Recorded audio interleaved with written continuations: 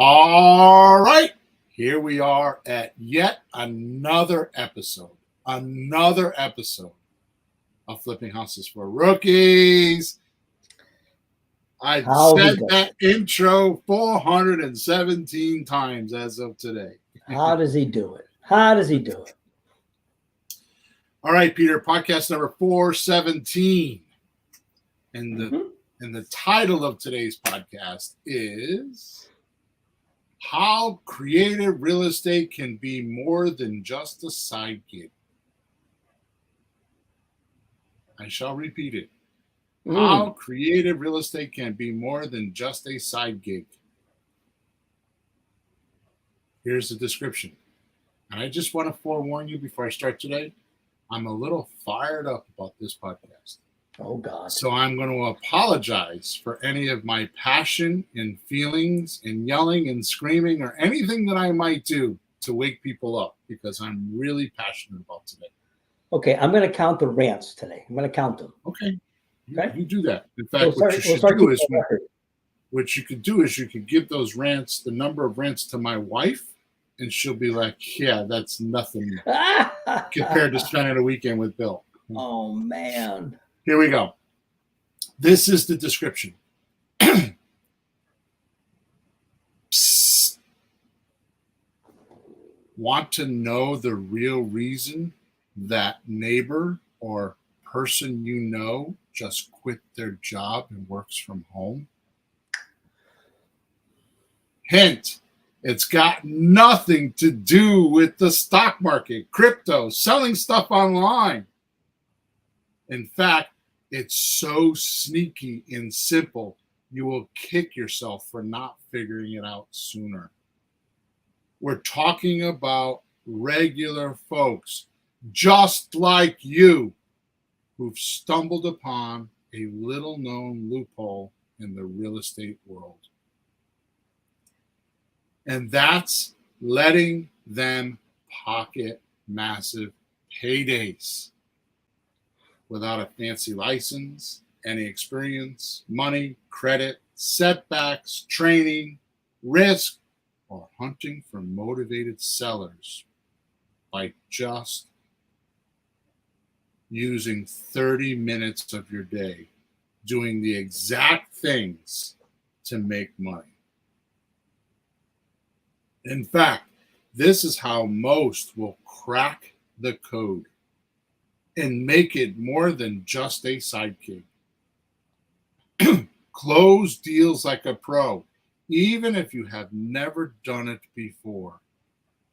Help sellers and buyers in ways that will make you a hero. Curious? You should be, because what we are about to cover could turn your world upside down. Ready to dive into the newest creative real estate strategy no one knows about yet? Listen now, and your future you will thank you later. The future you. I like that. Well, thank you later. Yeah. That was from one of Ben Hardy's books.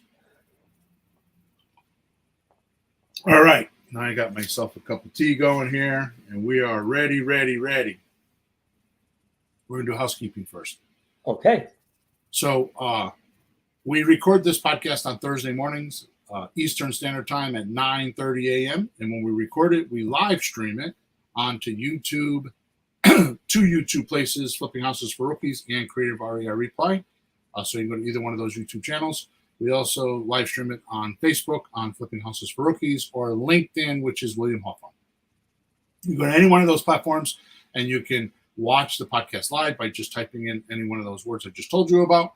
And you can ask questions from those platforms, wherever they allow you to type, pertaining to the podcast. If you have a question that doesn't pertain to the podcast, then I will have to decline answering you. I apologize for that because we have an agenda. And as it is, I talk too much already and have trouble staying within the hour. So I will answer those questions if you send me a support ticket at flippinghousesforrookies.com. Top right-hand side of the screen, there's a support button, or you can go on to WhatsApp Messenger and search for Let's Talk Real Estate and join the group. There's about 100 and something people in there. It's like a mastermind group, just like what Napoleon Hill talked about in Think and Grow Rich. Okay? Yep. So I think that's about it. I'm going to announce today now, and I will, I forgot. Make sure you subscribe to us and make sure you follow us. Make sure you leave us a comment. Make sure you let us know how we're doing. And then I'm going to announce today, this is a big announcement for me, and I'm going to announce it at the end too. We have 417 podcasts. They are all free with lots of data. If you've enjoyed the free data, wait till you hear our new private podcast. So we're going to be making private podcasts on specific topics. So you can go in and they are going to be more like step-by-step checklist type stuff. It's going to be, so in this podcast, we have constantly tried to change your way of thinking about real estate. We haven't tried to change what you do.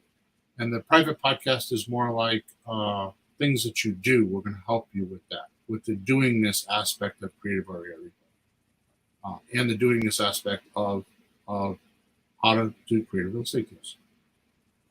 So I'm in the midst of working furiously, and I mean that by no joke, on doing that. So as soon as we get that ready, hopefully in the next couple of podcasts, we will start releasing those links so you guys can go check it out. Okay? So that's my little spiel for today. Let's get down to the podcast. Okay, here we go.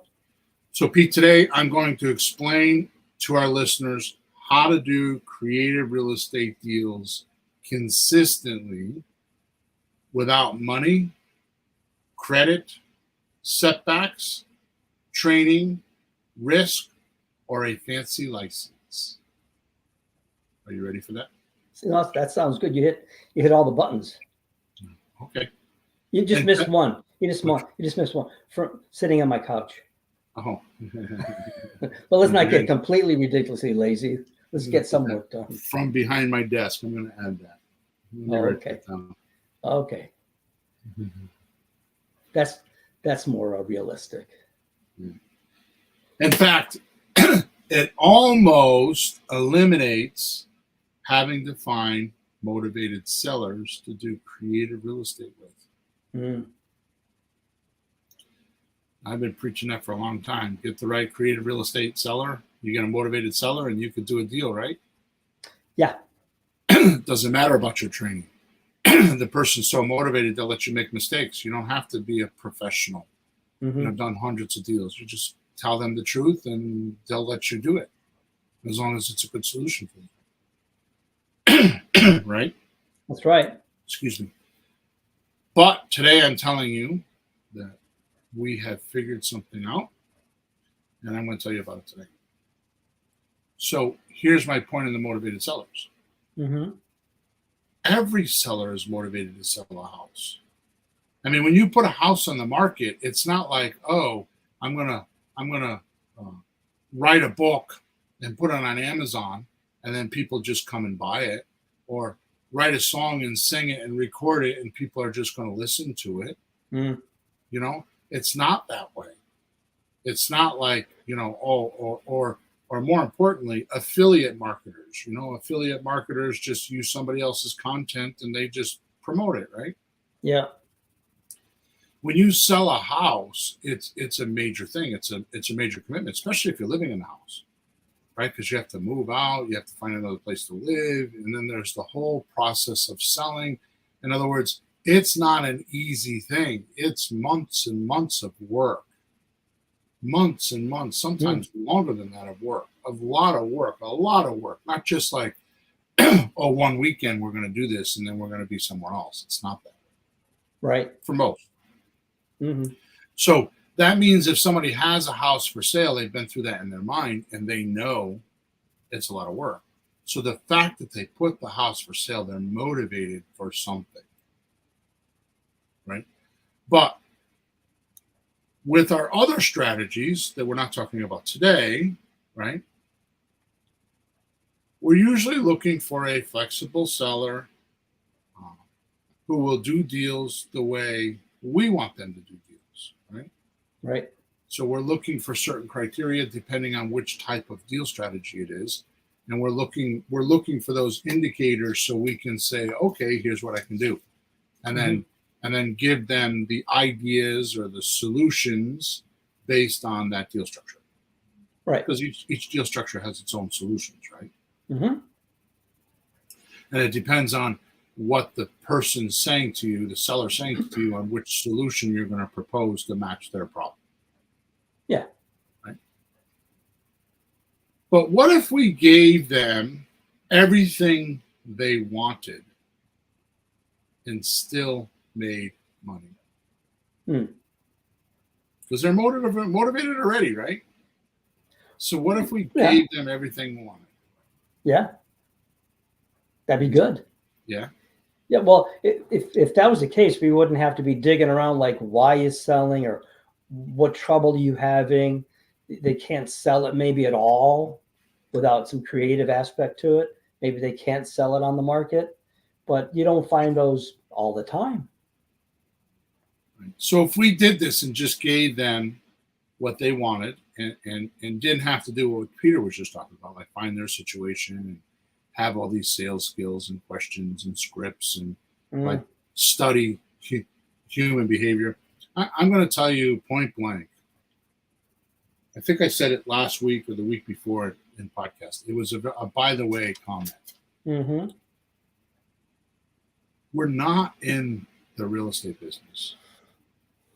We're not in the document business. Mm-hmm. We're not in the marketing business. We're in the people business. Mm-hmm. And that's what's excelled me as I study human beings and emotions. Mm-hmm.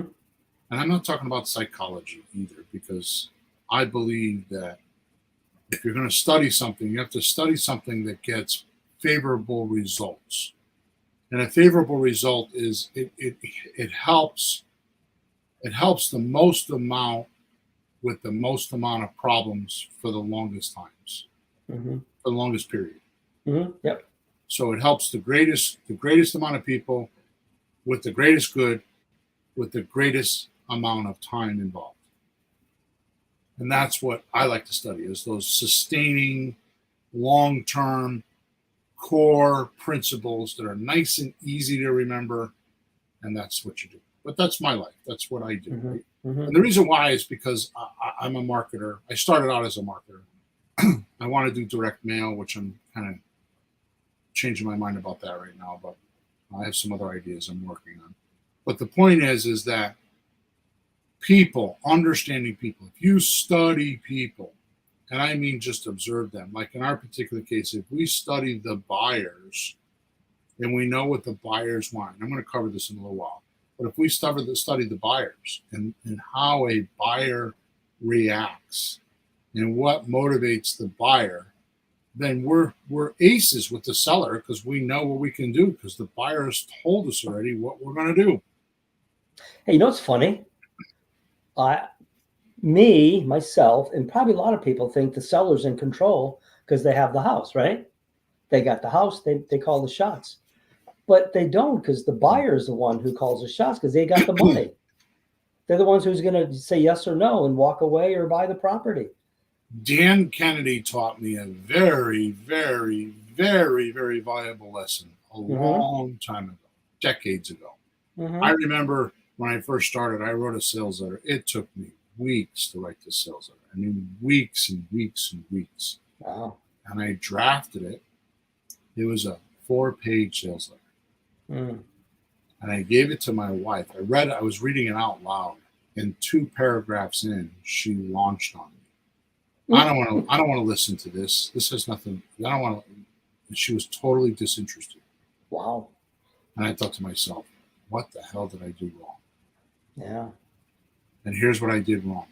Dan Kennedy taught me, you listen to the people that vote with their wallet. She was not my clientele that I was writing to. Oh, yeah. She was not the person that was going to buy the product that I was selling. She did not have those ruins or problems or situations, or was laying awake at night looking for the solution that I had. Yep. So it taught me a very valuable lesson. Later in life, I'm off script now, but later in life, what happened was I ended up I was on the road for 45 weeks a year, and we had a seminar, and we sold consulting to automotive repair shops. Mm-hmm. And there was a guy there that I worked with. His name was Robbie, and everybody bowed down to Robbie's feet. He was like a god. And I started to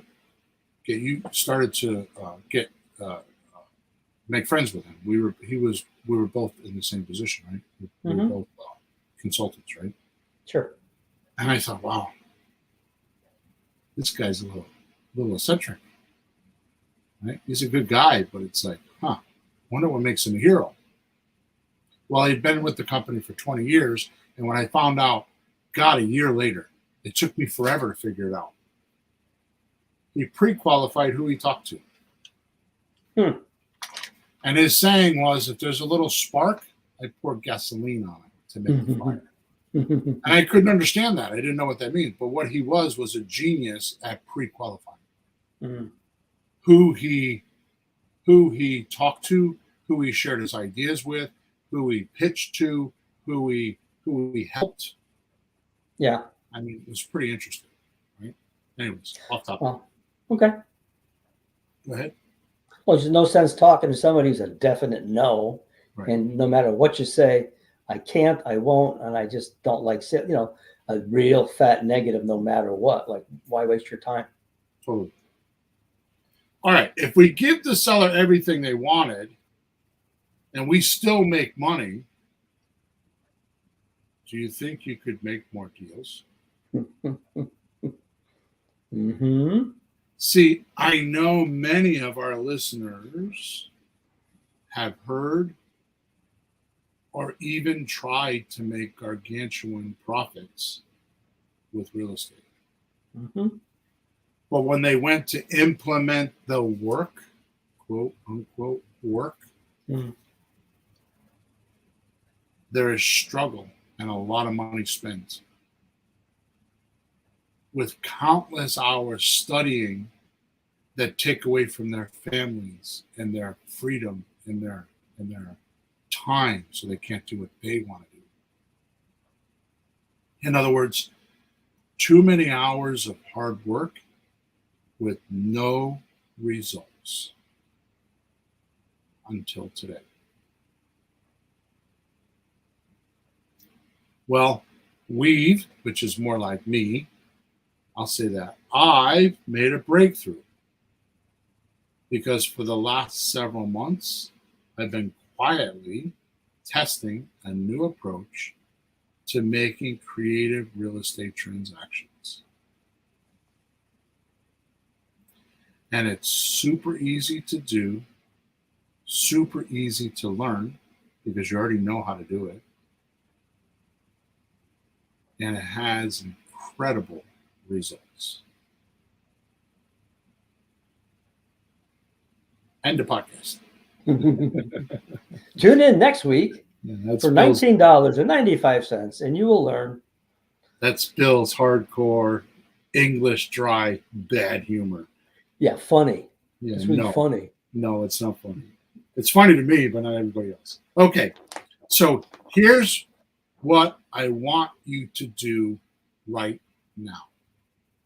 Are you ready? I want you to do this right now. So wherever you are listening to us, give yourself the next couple minutes to do this. And you don't need anything except just to pay attention to what I'm doing. Just don't be distracted. If you're answering emails or typing on your computer or whatever you're doing, just give me your undivided attention for the next couple of minutes. And it could change your life. So here's what I want you to do right now. I want you to think about this. When a seller uses a realtor system, they have to sign a 6-month agreement, right? A contract with the realtor. Sure. Otherwise, the realtor doesn't work for them, right? Mm-hmm. Then once the contract is signed, the realtor posts this listing on their MLS, their multiple listing service, and they're looking for a buyer. Now, fortunately, NAR, the National Association of Realtors, has gotten smart about this because realtors only post it on the MLS. So nowadays, which they're getting sued for, by the way, nowadays they have a company called value.com, which is either an owner or a high stakes owner in sites like Redfin, Trulia, Realtor.com, all those, they're in Zillow's Pocket, right? All these sites. So what they're doing now is at least with with those sites, they're disseminating, where they are promoting to more than just the MLS looking for buyers. Yeah. What they're getting sued for, by the way, is they are holding the prices in the market up, so they have higher commissions, and that's called a monopoly and racketeering, and they're getting sued for that by the United States government. Mm-hmm. Okay. So, anyways, so I have to stop diverting. So when the seller uses a realtor system, they have a 6-month contract that they're asked to sign. Once they get the 6-month contract, the realtor then puts it on the MLS and starts looking for a buyer. With me? Oh, sure. Sure. A buyer finds this property, usually online these days, or maybe a sign if they drive by. It's not. It used to be signs was their biggest things, but now it's online. Yeah. And the buyer inquires about the property. Right? Well, because it's not, if it was just on the MLS, folks can't see that. Only realtors can, right? As far as just the MLS. Right. But because they have Redfin, Trulia, Zillow, anybody can see the houses. Right. So they're shopping for the houses themselves. Right. Duh. Right. So then once the buyer goes to look at the house or look at the property, they do their due diligence, right? They go online and search. Most of them search for things like crime and sexual assaults and school systems and grocery stores. And like, is this a place I want to live? If they don't know the area, if they know the area, then they're already good. But more importantly, they decide this is how much I'm going to pay. Right. Right. Yeah. Well, they've been looking at houses, how much they are. They're doing their own kind of comps. They're looking around. So why did they decide this is how much they're going to pay? Because they've done their due diligence. If they've been in the house and it has a cracked foundation, or if it has a bad roof or something like that, so they're going to know, and they're going to adjust their price according to. Right. It's true. And by the way, if they miss anything, there's an inspection. Right? And the inspection adjusts the price. Yeah. So the due diligence is done by the buyer. Agreed? It is. So now that all that's done from the buyer picks the price. And now the next step is they go back to the realtor with that offer, and they get it in writing. So they go from a verbal agreement to in writing. Yep. Now the realtor takes that offer that's in writing, which most of the times it's a purchase and sales agreement, but not always. Right? So they take that offer they got from the buyer, and the realtor puts it on paper. In other words, they ink the deal. That's what we call inking the deal. Right? Is they put it in writing, and they bring it back to the seller. Right? At that point, the seller says yes, no, or they adjust the offer. Right? Yeah. Well, the seller can't force the buyer to do something they're not willing to do. They can try, but the buyer can just walk away. So they're in control more than anything. Right? So Once both buyer and seller agree to how this transaction is going to happen, from the buyer's due diligence and what the buyer's willing to do, pay, all that kind of stuff, right? The realtor drafts the exact document, which is a purchase and sales agreement, and they get it signed by both parties. Mm. The purchase and sales agreement is the roadmap for the closing. It tells everybody what the agreement is between the buyer and seller, and if we're going to have a successful closing, we have to supply the agreements on the purchase and sales agreement to get to a healthy closing. And that's what the closing agent or attorneys do. They look at all that and they execute all those points. They don't really know what to do unless we tell them, and it's all there. Right. And they follow it. So we're taking a verbal agreement, putting it in writing, and we're getting everybody to sign it, right? Then the closing happens. And at the closing, the realtor gets a 5 to 6% of the sales price commission. Mm-hmm. And that's how it works. Do we agree on that? Yeah. Okay. Now, realize this happens or has been happening for 75 plus years with the realtor system. It's just a machine. Many have gone in and out of it. I know realtors that are multimillionaires because they do this. I know realtors that did 1 or 2 deals and got out. Hmm. Right? But, and this is a big but. Now, the word but means everything that I just said before it got erased. The word but means everything I said before the word but is now officially erased. That's what the word but does. Mm. But in October 2023, the Realtors Association, known as NAR, National Association of Realtors, Mm-hmm. were sued and lost for having strict commissions for their sellers, but also having to pay the buyer agent a commission. So it was a class action suit by 250,000 homeowners in one state. I think it was, I forgot what, Kansas or somewhere? St. Louis or something like that, right? And they lost. Now, the Realtor Association has a whole bunch of rebuttal to this, saying, well, it's sick that only 8 people can control their destiny, meaning the jury. Right? But the point is they lost $1.78 billion.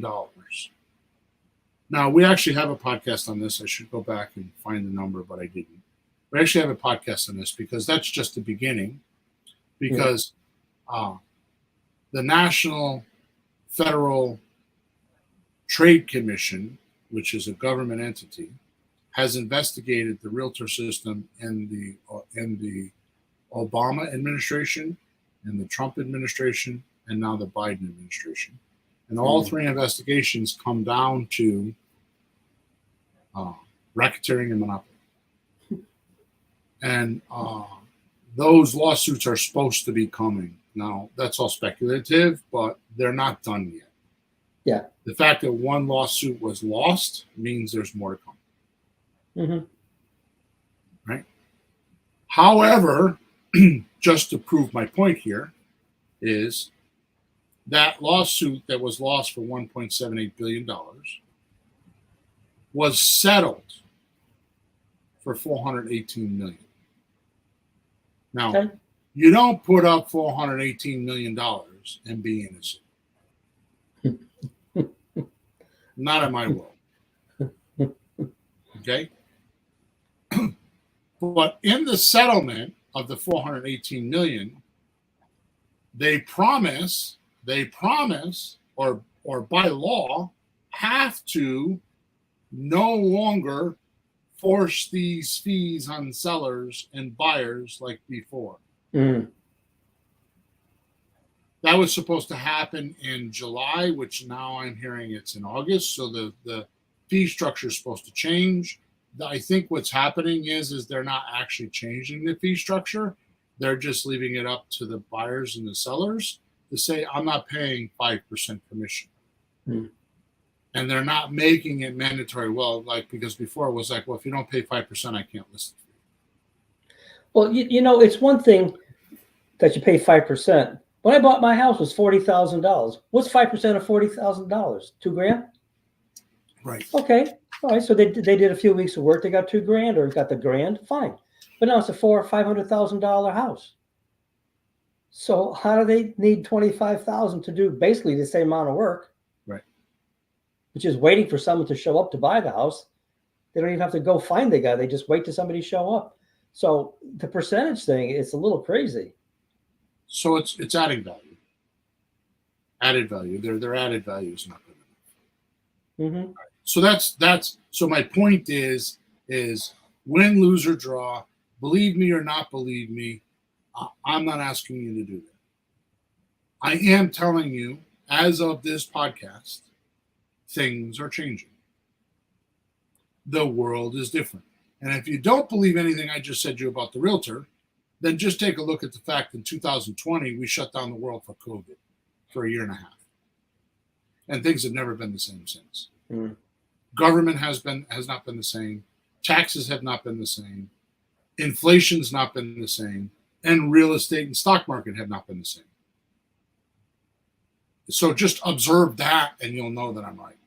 Yeah, things are changing. Much business, including real estate, has gone online. Businesses just working from home, looking things up on the computer, buying things on the computer. Right. Virtual. All right. So now I need you to do this. So we got through the first part of this. I need you to do this. Mm-hmm. Okay. I want you to think about this in comparison to what we just talked about. Ready? Yep. Could you easily get an asking price from your seller and make more deals if you didn't have to negotiate? If you didn't have to use deal structuring? If you didn't have to have any what they call alternative ideas, like taking payments and all that kind of stuff? Mm-hmm. Could you make more deals if you just agreed with what the seller wanted, just like what the realtor does? I mean, instead of fighting with the seller, say, yes, I can do that. And we talked about that in the last podcast, because that's where this is coming from, right? Yeah. Last podcast. 416. Yeah, let me pull it up. Give me 1 second. Mm-hmm. Yeah, instead of like arguing with people like, well, I can't do that, but I can do this. They ask for something and we go over it a little and we say yes. So the pre-qualifying steps I gave in podcast number 416 was 1, identify their needs. 2, select the right solution for them. Mm-hmm. 3, then demonstrate how you can help them solve their problem. 4, then you kick in the hard sell and use conviction by getting them to take action. So hard sell means that you know your solution is the best thing for them, and you're going to do everything you can to get them to understand that. It's not slick salesman type stuff. It's not being pushy and forceful. Right. It's just getting them to look, right? And number 5, make sure your exchange is felt by the seller in abundance. And they would feel foolish if they said no. It's what we call the Ritz-Carlton service aspect, not the Holiday Inn aspect. Right? That was in podcast number 416.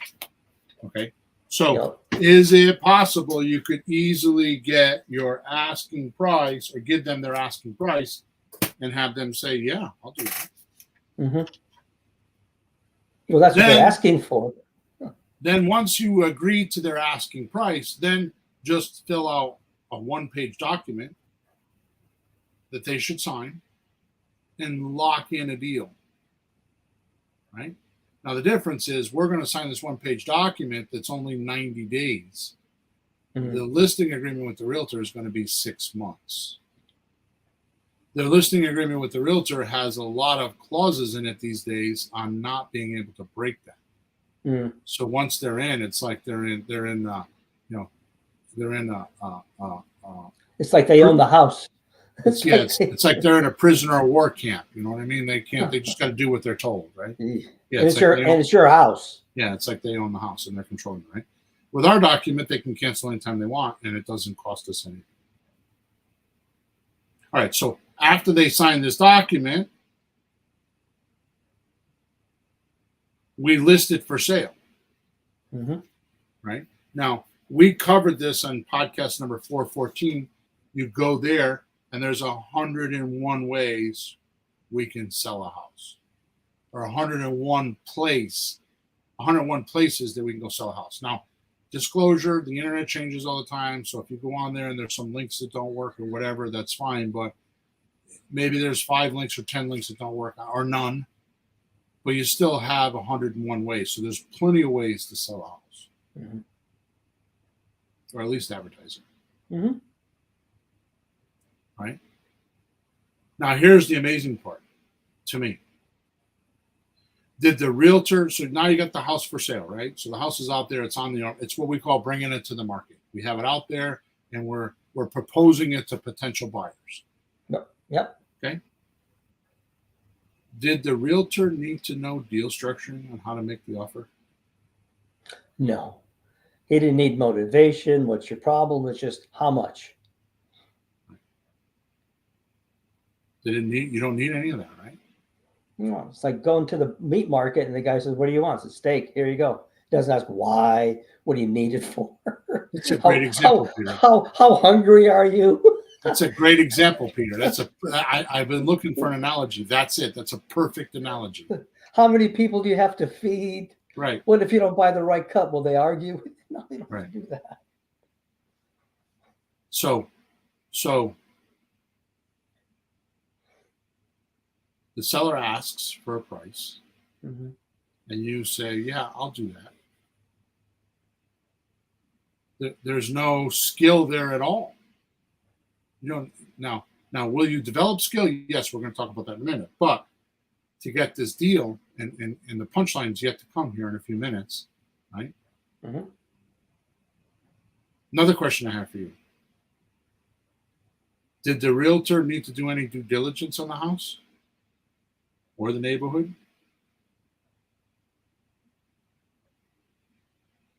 So let's say now I'm proposing this a little bit early here, but let's say you have a realtor that's in New Haven, Connecticut. Mm-hmm. That's where we're from. So where are they licensed? Connecticut. Where? No, they're not licensed in Connecticut. Oh, just the county, actually, right? Yeah, they're in New Haven County. Realtors work county by county. That's true. In some states, in Connecticut, we have that, right? Yeah. So they're licensed in their backyard, right? So, yeah. So they can't. So what happens if this house out of their county? Is that a problem? Yeah, they have to get a realtor in that. Well, I don't know how that works. Maybe it is Connecticut. Yeah. Maybe you're right. Maybe it is Connecticut. Well, I know that in different counties you could have different, details as far as the paperwork might be different contract. You know what? You're right, Peter. That's what it is. So they're licensed in Connecticut, but their MLS is in New Haven. Right, and have different contracts. Yeah. Within reason. Yeah. Okay. But my point is can they go outside of Connecticut? That's the problem. No. So how does a realtor do deals virtually outside of Connecticut? Mm. This system I'm telling you about right now is it. You came up with 3 words. What are they? Oh, National Virtual Realtor. There you go. And we're going to teach people how to be a national virtual realtor very soon. Mm. Okay? Because of this system. But let's just keep talking to our rookies right now because I want you to see how big this is. This is big. Okay? So the realtor does know due diligence, right? Mm. The buyer doesn't. Right. Well, yeah. Yeah. Well, the usual thing is the realtor, if 5 realtors show up, they give different numbers that they're going to sell the house for. Well, I'll sell it for this. And the seller's going to pick the guy that says the biggest number. What does he do for due diligence? Nothing. But if people come in and say they won't pay that, he just drops the price. Right. That says reverse due diligence. He just drops the price. So blah, and he just changes it right then and there. Okay, so I don't have time to do this because I could do a whole podcast on this. But suppose you were a real estate investor and you're thinking about doing virtual deals, and you're like, rah, rah, rah, rah, I want to do deals in my backyard first because I want to know. Rah, rah. And the reason why you're saying that is because you want to go through the learning process with a property that's drivable, Right. or you can get to easily, so you can arm's length manage it, right? And so you don't lose money. Yeah. But what if you proposed, what if you listen to my proposal today and all of a sudden you decide you're in New York and you decide you want to do deals in Pennsylvania? Uh-huh. If you do what I'm talking about, if you get a house under contract, like I'm talking about, which is an option agreement, right? If you get a house under contract and you post it online and you let the buyers do your due diligence, after a while, you're going to learn that farm market. That farm market is going to be taught to you through the buyers. Mm-hmm. And you're going to get more and more comfortable doing deals in that area, which, by the way, if you use an option agreement and do what I'm going to show you today, right? Mm-hmm. If you don't like the properties, or if you don't like what's going on, you just pull out. Yeah, because you're not buying it. You just have the option to purchase, not the commitment. You have the You're right not buying to buy it. You're not signing deeds. You're not buying it. You're not borrowing money. It's just an option, which is our version of what the realtor does. It's like so the realtor. That's right, Peter. So the realtor now has the buyer's due diligence, the buyer's offer, the buyer's price, what the buyer's willing to do. Mm-hmm. Right? So now, doesn't the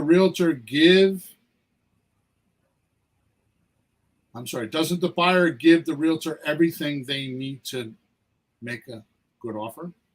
Oh, yeah. They'll tell them what they're willing to do. Realtor gets it. Right. Wouldn't it make sense that once you talk to a few buyers, you'll get the entire scene in that farm market? So you know if it's a good area or not, Mm-hmm. which means now when you're talking to your seller, you're confident and know what to do because the buyers have indoctrinated you or oriented you or told you all the good, bad, and the ugly. Mm-hmm. Could we now bring these buyer offers back to the seller and have them say yes, no, or adjust the offers if we did it this way? Sure. And make a deal? Then once both the parties have agreed, we can draft up our documents, right? Mm-hmm. That we need to close, the exact documents we need to close. Sure.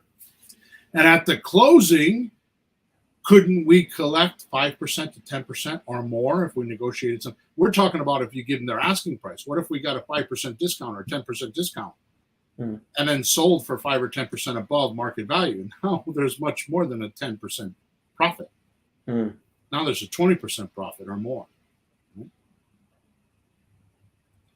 You see what I'm saying? Mm-hmm. So if we were to use our system, just like the realtor uses their system, it's the same thing. It's just that I've never been able to clearly explain it to you like I am today.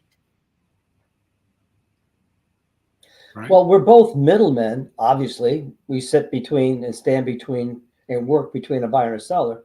But, we'll make a list one day. Similarities, and you have it, the similarities. I already made it. Oh, you did? Okay, good. Because so what's the difference between what we do and they do? Right. That's the whole story. All right, good. Okay. So a couple things, now that I've explained that, so I don't get bombarded with support tickets. Mm-hmm. Okay.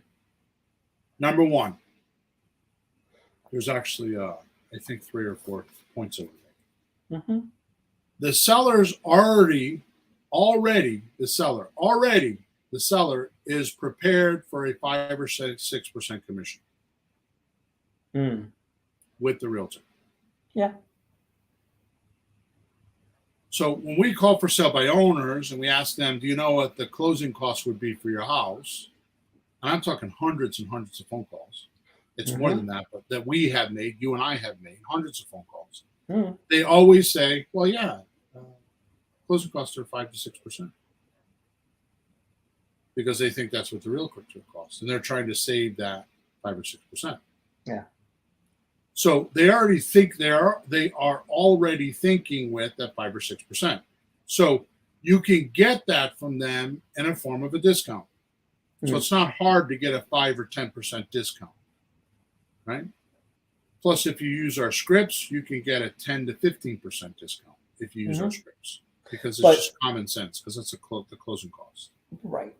But since that always happens when people sell houses, that figure that we come up with is actually what they're going to get as the asking price when it's all said and done, no? Right. That's the real number. Right. So my point is that they are not going to pay that 5%. We're going to get our buyer to pay that 5%. Mm-hmm. So they're just going to give us a 5% discount. So to your point, on a $400,000 house, right? 5% is 20 grand. Yeah. They're going to pay way more than that. I mean, if they're for sale by owners, 10%, that's 40 grand. Yeah, that's right. And if they're going to do it with the realtor system, it could be as much as 60 grand. Yep. They don't know that. Number two, the seller doesn't want to do a discount. Mm-hmm. Okay. So I'm doing this in a webinar I'm building right now, right? It's either need or greed. Right. They need to sell, or they're selling because they want the money. Yeah.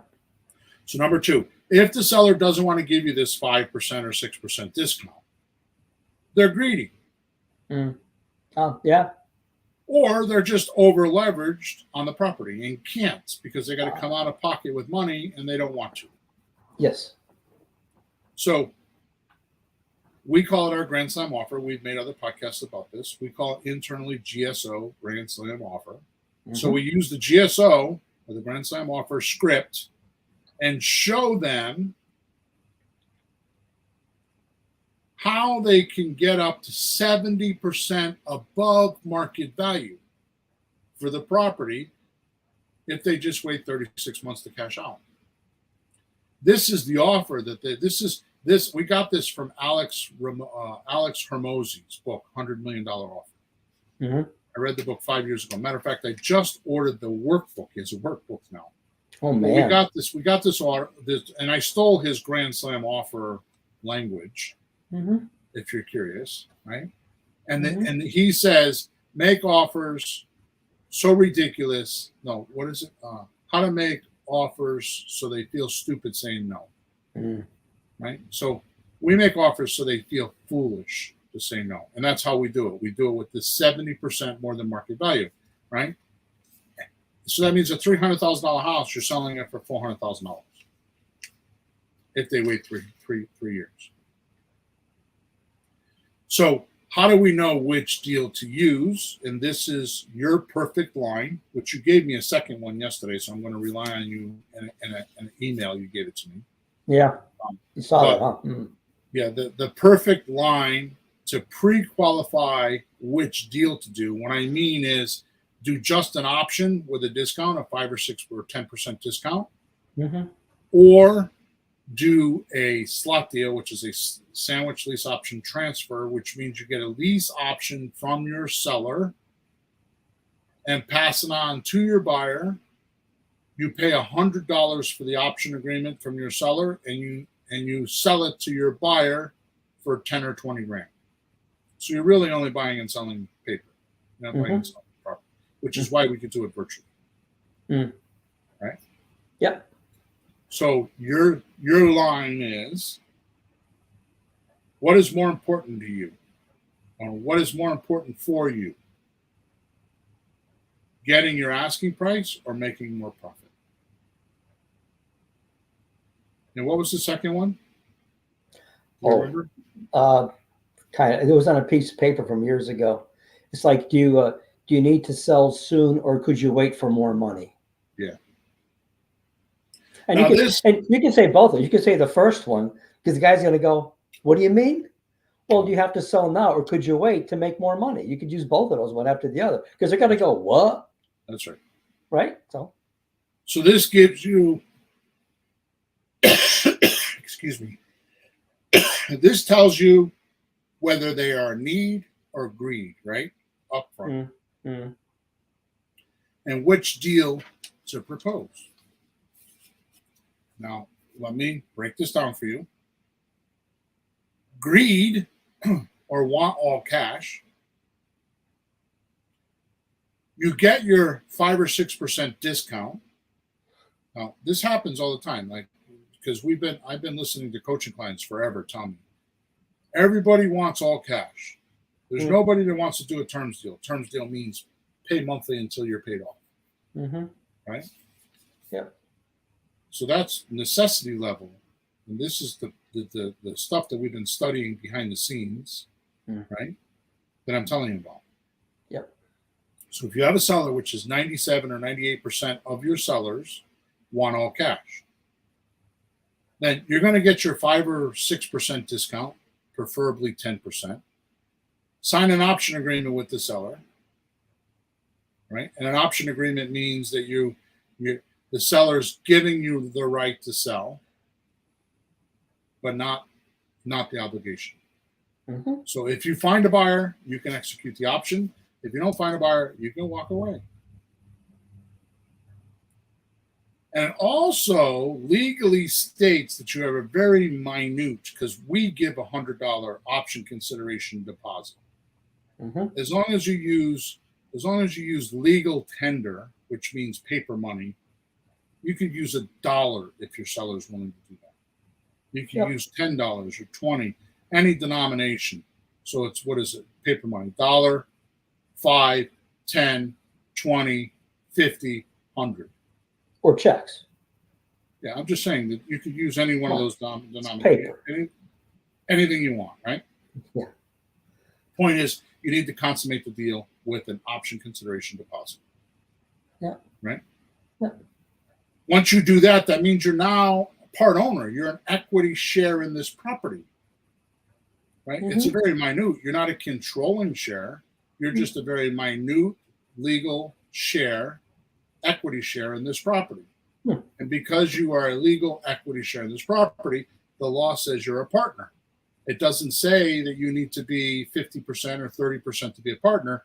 It just says that both of you have the right to sell the property. So legally, you have the right to sell this property because you're considered an owner. It reminds me of being a stockholder. Yeah, that's right. You have hundreds and thousands of people that have stock in the company. Nobody owns it, but they get to vote on stuff. I get stuff in the paper. You want to vote like that. That's a great analogy, Peter. That's a great analogy. Okay, that's 2 today, Bill. I'm going to go for 3. Okay. So let me give you an example of this deal structure. House is worth $300,000. They're asking $300,000. Right? In this particular case, you're going to want to get a 5% discount, which is $15,000. They're going to pay that to a realtor anyways. Right? So your option is signed for $285,000. Now here's the magic, in my experience. You advertise the house for $290. You don't advertise it for $300, because then you put it out there for $300. You're like same old with everybody else. Right. So we have the advantage of having a little lower price. So by being at $290,000, you're still making $5,000 for your deal, because you got an option for $285 and you're selling for $290. So you still have a $5,000 profit, right?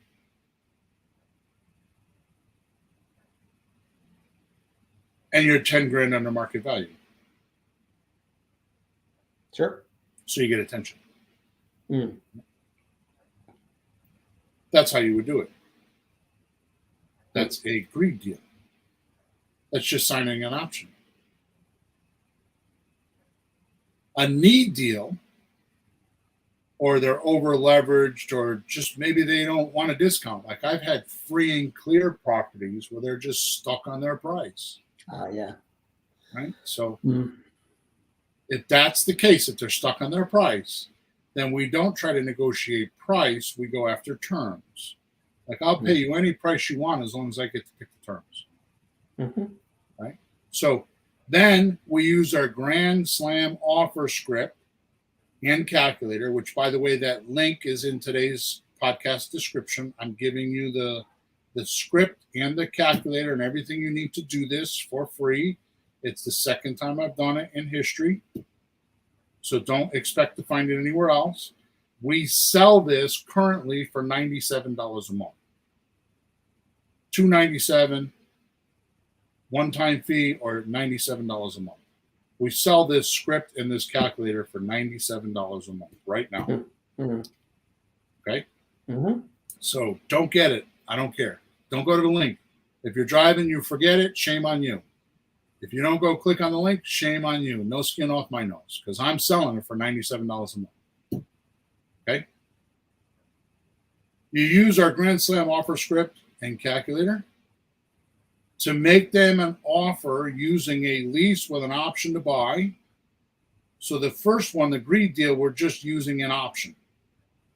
On the need deal, we're going to attach, we're still going to use an option, but we're going to attach a lease to it. And show the seller, by waiting for 36 months, they're going to make up to 70% more than market value without being a landlord.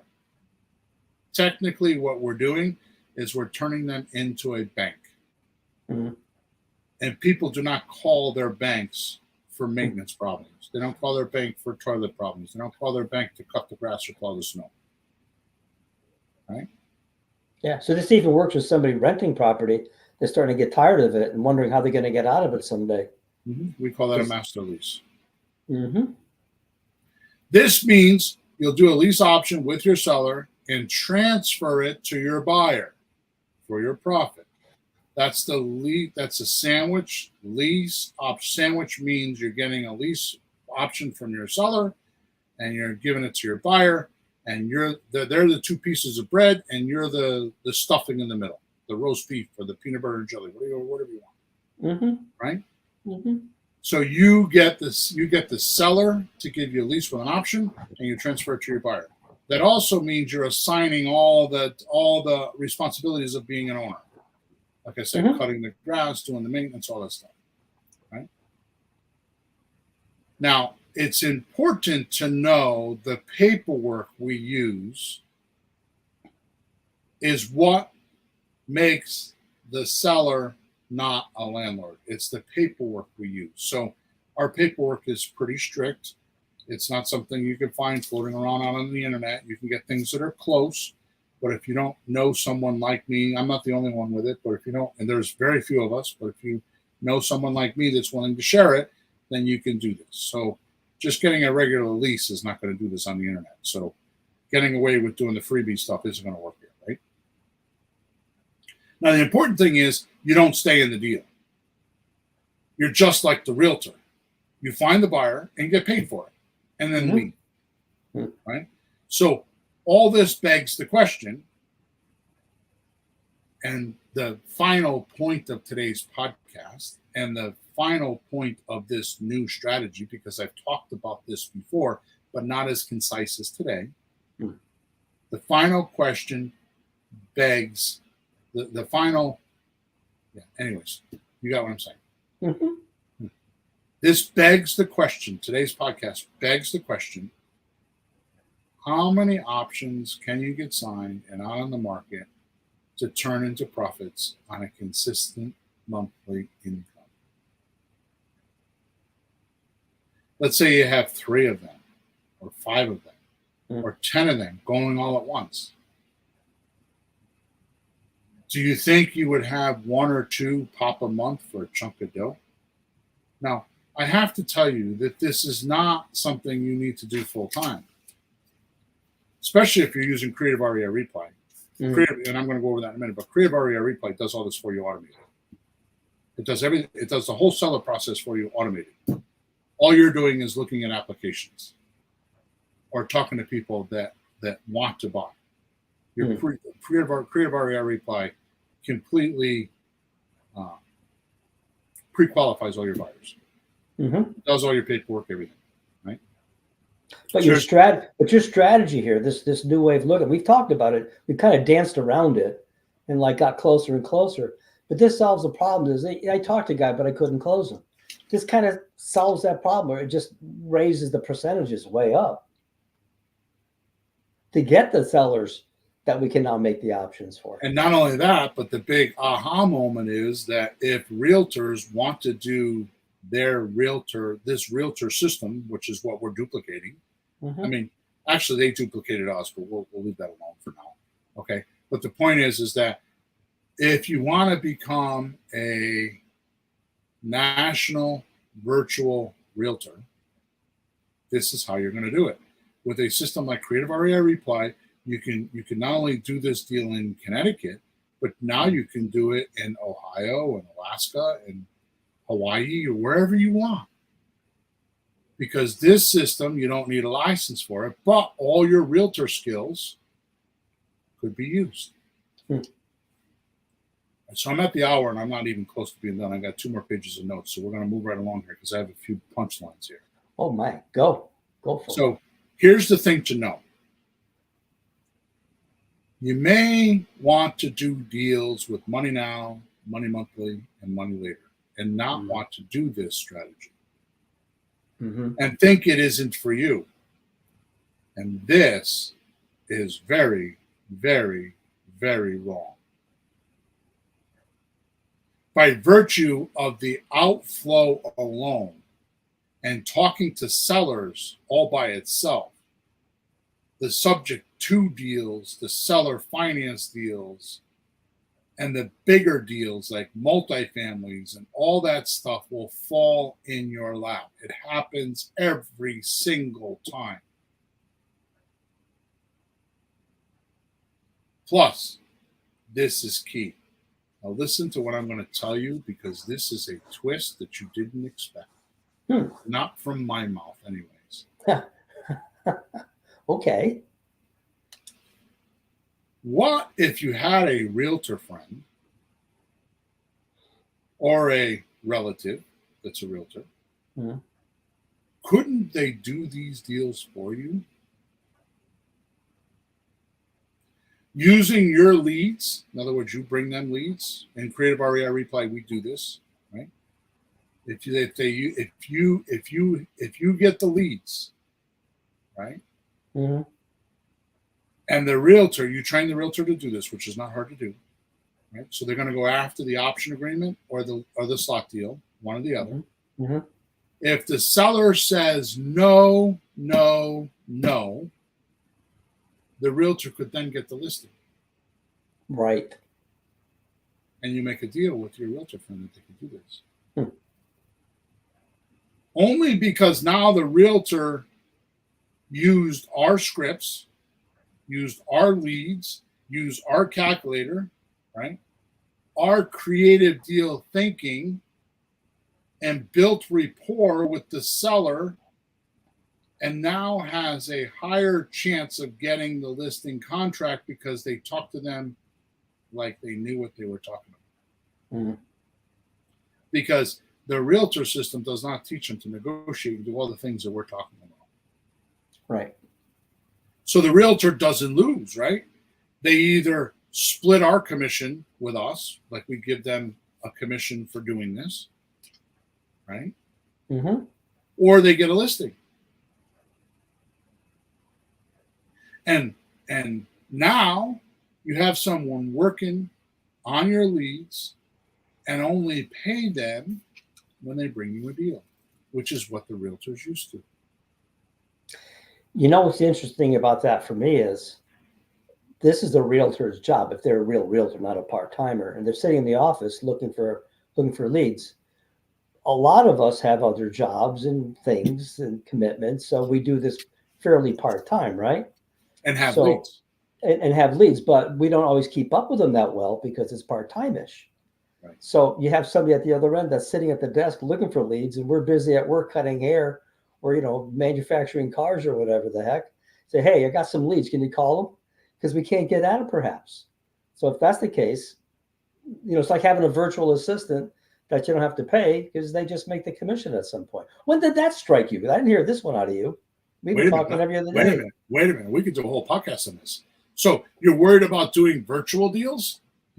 Why not get a realtor in Ohio, Cleveland, Ohio, that's licensed in Cleveland, Ohio, to do this for you? Now you got boots in the ground automatically.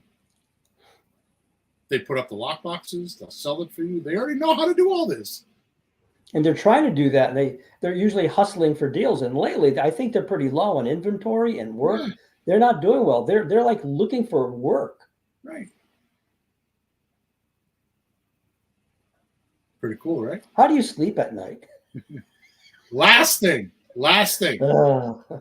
This final strategy of using a realtor to work with you is assuming you are using our creative REI replay system in a box, right? And what? So it's assuming you're using our creative real estate system in a box. In a box, okay. Called Creative REI Replay. In this system, you get leads every day. The what I call the mechanical brain or the robot, AI as most people call it. Text responses. In other words, we put leads in your account every day and we automatically hook them up to the right campaign depending on what kind of lead they are. So we talk to them correctly. And when they respond, the mechanical mind says, hey, and it answers them just as if I were to answer them in most cases because it's my scripts that it's using, right? And it sets you an appointment to talk to the seller. It also does all this for the buyers. Our buyer system is you pull a phone number from Creative REI Reply, and we show you how to write the ads, and you post the ads on a couple places like avail.com, puts it on 20 different websites. And then they start texting you, and the robot automatically does everything. The mechanical mind does everything for you. And the next thing you know, the only thing you're getting is a text on your phone. A text on your phone saying, "Oh, somebody's at the front door, and they just sent you a driver's license to ask for entry." And that's if the house is vacant. If the house is not vacant, then your realtor can run the open house for an hour and a half. Mm-hmm. Right? It's all done for you. It's all automated already. It's all there. Right? Now, of course, you could do all this manually. And we've explained how to do this manually from podcast number 411 to 414, which is about 3 or 4 hours of loose training. It's talking about what to do, not how to do it, because you're going to have to do some of that research on your own, find the websites and all that kind of stuff. Right? And honestly, for what Creative REI Replay costs, I'm not sure why you would torture yourself the way we had to for the last decade to figure all this shit out. And when I mean torture ourselves is technology keeps changing and we keep adding things and the system keeps getting simpler and simpler to a point now where I think pretty soon you're going to go into AI and say, I want to make $15,000 this week, AI, with a house. Can you go buy it and sell it for me? Oh, man. I think it's going to get to that one of these days. Right? All right. So I hope you got a lot out of today. I hope I was clear about this. I hope it turned on some light bulbs, because the point that I'm trying to make today is to do like the realtor, because realtor books, a lot of realtor books are written. The way to be a big, profitable realtor is to get as many listings as possible, put them on the MLS, and it's passive income after that. Like a month from now, you get a closing. 2 months from now, you get a closing. I'm telling you to do the same thing. I'm going to write a book on this. I'm telling you to do the same thing. Get a lot of option agreements from sellers and get them on our MLS, which is Creative REI Reply, we'll say, and get them out there and promote them so you have 5, 6, 8, 10 options always going. If you have a realtor working with you to handle those deals, or an assistant or somebody else or yourself, right? You'll start closing a deal a week, a month, depending on how many of them. If you got 25 options out there, there's no reason why you can't close a deal a week or 2 deals a week, making 5% or 10% of the properties. Getting yourself in the $400,000, $500,000, $1 million a year range, no problem, by just doing this one strategy and needing no training. None.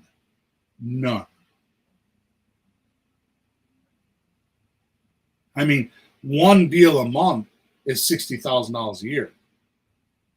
2 deals a month is $120,000. 3 deals a month is $180,000, right? 4 deals a month is $225,000.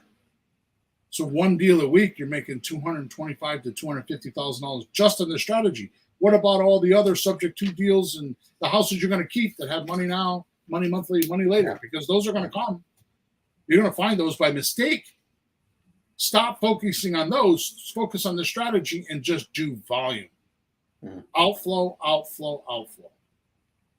Now, something I didn't talk about, which I might talk about in the next podcast, I have to decide if I have enough content to do that, is how do you do this quickly?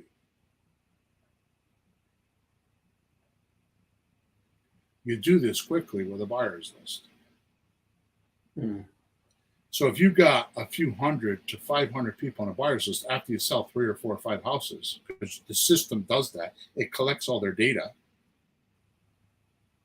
Now you just send out emails. Hey, I have this new house, and you have 500 people that are going to get your email, and you give them with what we call VIP status, very important person status, which means when you get a property for 5 days or 10 days, you don't put it on the market. You just promote it to your list and tell them, I'm putting it on the market in 5 days. Now's your chance. Get your ass out there and look at it before I put it on the market and save yourself some money. And people go, look. Now when you're talking to your seller, well, I have a buyer's list of 330 names, 300 names, 3,000 names. Because the more you put houses on the market, the more you acquire identities. I think we're going to talk about that in podcast number 418, like how to build a buyer's list and what to do. That sounds good. Yeah. Okay. And how that benefits the realtors even, huh? Yeah. Because they don't have lists like that. Isn't that the stupidest thing in the world? I have lists like that. I give music lessons. I got 5 boxes. I'm not going to go on that rant where the hour went 13 minutes over. It's the stupidest thing in the world. Goodbye. I don't understand why a realtor wouldn't do that. All right. So thank you very much for listening to us today. Hopefully some light bulbs went on. Hopefully you're tracking with me. I hope you make a shit ton of money. Flourish and prosper like never before. And make sure you leave us a review. Make sure you give us a thumbs up. Make sure you subscribe to us. And make sure you return. Chris says, great episode, guys. Thanks, Chris. Thanks, Chris. He's a avid listener. Over and out. We'll talk to you on podcast number 418. Have a good week.